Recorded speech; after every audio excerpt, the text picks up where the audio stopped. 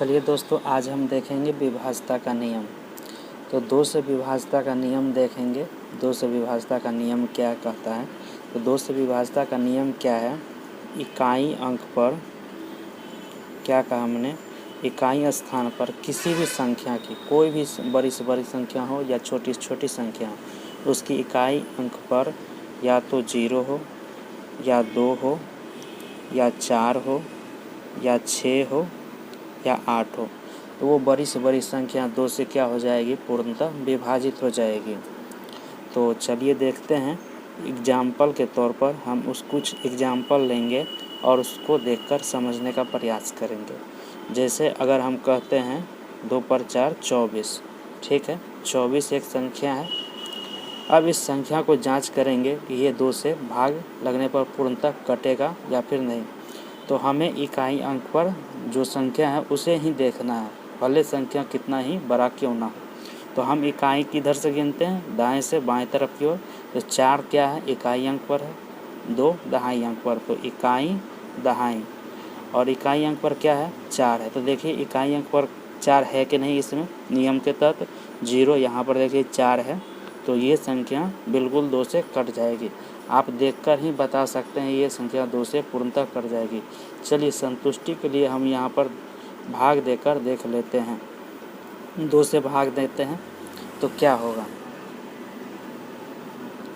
तो देखिए यहाँ पर लगाते हैं एक बार में, 2 एकम 2 कट जाएगा, फिर 4 आएगा ऊपर से, फिर 2 दूनी 4, ये भी कट जाएगा। तो शेषफल हमारा क्या आ गया? 0 आ गया। तो ये 2 से पूर्णतः कट गया, भागफल हमारा 12 आ गया। तो इसी तरह से आप जांच करके बता सकते हैं बिना भाग दिए। यहाँ पर हमने पहले ही बता दिया ये 2 से कट जाएगी। तो यहाँ पर एक और संख्या लेते हैं, 4 3 1। अब बताइए ये संख्या क्या 2 से कट पाएगी? तो हम देखेंगे इकाई, दहाई, सैकड़ा। हमने कहा इकाई अंक पर ये संख्या होनी चाहिए। तो इकाई अंक पर तो 1 है, 1 इस संख्या में कहीं पर भी नहीं है, तो यानी कि ये पूर्णतः 2 से विभाजित नहीं होगी, यानी कि इसमें शेषफल आ जाएगा।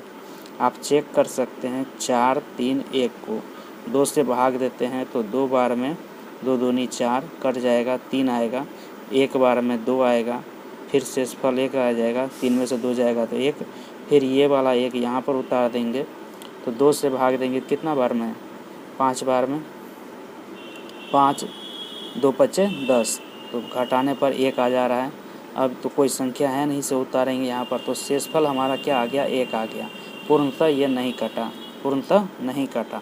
तो हमें इतनी बड़ी संख्या से घबराना नहीं है, हमें केवल एक ही इकाई अंकों पर जो संख्या उसी को देखकर इससे हम पता कर सकते हैं ये कटेगा कि नहीं कटेगा। ठीक है, अब बताइए 104। अब बताइए ये कटेगा कि नहीं कटेगा? ये कट जाएगा क्योंकि इसकी इकाई अंक पर 4 है, अभी हमने देखा। और एक संख्या लेते हैं 8 0। अब बताइए ये 80 कटेगा कि नहीं? हमें कितना छोटा संख्या या फिर कितना बड़ा है उससे मतलब नहीं है, हमें ये इकाई अंक पर 0 है कि नहीं ये देखना है। तो 0 शुरुआत में ही मिल गया तो बिल्कुल है, ये कट जाएगा। अब एक और संख्या लेते हैं, यहाँ से हम आपको घेर के यहाँ पर अलग कर देते हैं इसको। अब 3 4 और 6 8। अब बताइए ये संख्या कटेगा कि नहीं? अब इतनी बड़ी संख्या देखकर हमको इतने बड़ी संख्या से घबराना नहीं है, हमें केवल इकाई अंकों को देखना है। तो बताइए 8 इकाई अंक पर है कि नहीं इस नियम के तहत? जी बिल्कुल है, 8 होगा तो ये पूर्णतः कट जाएगा, तो 2 से पूर्णतः विभाजित हो जाएगा। और लेते हैं एक संख्या 2 4 2। अब बताइए ये कटेगा कि नहीं कटेगा? हमें इकाई अंक पर 2 मिल गया है, तो इसमें देखेंगे 2, यहाँ पर 2 है, तो 2 से ये पूर्णतः कट जाएगा। ठीक है, ये 2 से क्या हो जाएगा? पूर्णतः कट जाएगा।